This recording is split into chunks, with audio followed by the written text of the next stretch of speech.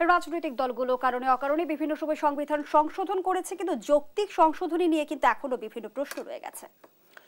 ধন্যবাদ। সংবিধান সংশোধন শুধু না, আমরা যদি আদি সংবিধানের কথা আসি, আমরা খুব শুনি যে ৭২-এর সংবিধান, আমাদের কেউ কেউ খুব আবেগপ্রবণ হয়ে ওটার কথা বলেন। ওটা ভালো সংবিধান ছিল না। আমরা কোনোদিন একটা ভালো সংবিধানের অধীনে কখনোই ছিলাম না। এটা নিয়ে কোনো খুব দীর্ঘ আলোচনা করা যায়। ২-৩টা পয়েন্ট যদি এখনো উল্লেখ করি, সেই সংবিধানেও মারাত্মকভাবে ক্ষমতা সব এক ব্যক্তির হাতে কেন্দ্রীভূত করা হয়েছে ৭২-এর সংবিধানেই। সেই সংবিধানেই আমাদের আইন বিভাগ বলে কিছু নাই। ৭০ অনুচ্ছেদ অনুযায়ী আপনি যদি দলের বিরুদ্ধে ভোট দেন, আপনার সংসদ সদস্য পদ চলে যায়। তো তাহলে কিসের জন্য এই পার্লামেন্ট? আপনি এক ব্যক্তির যা ইচ্ছা সেটাই শেষ পর্যন্ত কার্যকর হবে। এক ব্যক্তির ইচ্ছা পূরণ করার রাবার স্ট্যাম্প সংসদ। এটা ৭২ সালের সংবিধানেই ছিল। এরপর কাটাছেঁড়া হয়েছে এবং কিছু কিছু সংশোধনী আমাদের হয়তো একরকম কল্যাণের জন্যও হয়েছিল। যেমন আমি যদি ত্রয়োদশ সংশোধনীর কথা বলি, যেটা দিয়ে তত্ত্বাবধায়ক সরকার আনা হয়েছে, সেটার হয়তো যেভাবে গঠিত হবে সেটা নিয়ে ডিবেট আছে, আমরা বিচার বিভাগকে ইনক্লুড করেছি, কিন্তু ওটা এক ধরনের কল্যাণের জন্য হয়েছে।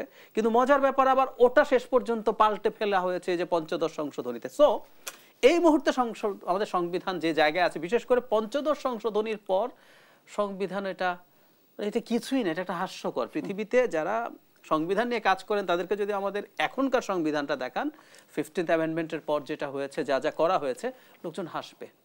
এটা হাসির মতো বিষয়। খুবই বেসিক স্টুডেন্ট কনস্টিটিউশনের ও যদি এটা পড়ে, একটা সংবিধান বলছে এটার এতগুলো অনুচ্ছেদ, প্রায় 1/3 অফ দ্য আর্টিকেলস সংশোধন করা যাবে না। আপনি ভবিষ্যতে মৃত্যু পর্যন্ত তাত্ত্বিকভাবে বাংলাদেশ যদি আরো 500 বছর বেঁচে থাকে, ওই 500 বছরে এই আর্টিকেলগুলোতে হাত দেয়া যাবে না, এরকম কথাবার্তা আমরা ঢুকিয়েছি। তো এটা একটা উদ্ভট ব্যাপার।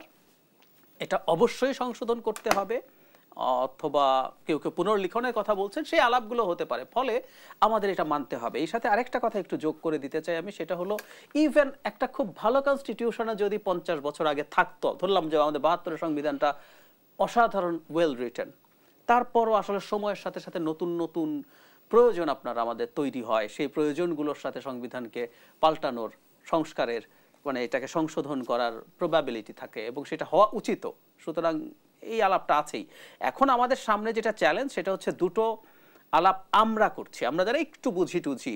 যদি আমাদের একেবারে গ্রাসরুটের মানুষ কি সংবিধান সংশোধন চাইছে? আমরা যে বলছি এই অভ্যুত্থানে জনগণের ইচ্ছা ছিল, আকাঙ্ক্ষা ছিল সংবিধান সংস্কার অন্যান্য সংস্কারের সাথে, ইজ ইট ট্রু?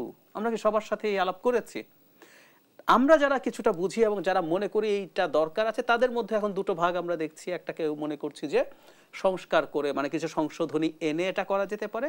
আরেকটা গ্রুপ মনে করছি এটা একেবারে বাদ দিয়ে পুনর্লেখন, একদম নতুন একটা সংবিধান, অর্থাৎ আমাদের একটা সেকেন্ড রিপাবলিক আমাদের করতে হবে। এই একটা জায়গায় এসে ঠেকেছি এবং আলাপটা যে শুরু হয়েছে হেলদি, সমাজে আলাপ হতে থাকবে, তর্ক বিতর্ক হতে থাকবে, হতে হতে একটা জায়গায় এসে আমরা হয়তো ডিসাইড করতে পারবো আমরা কি।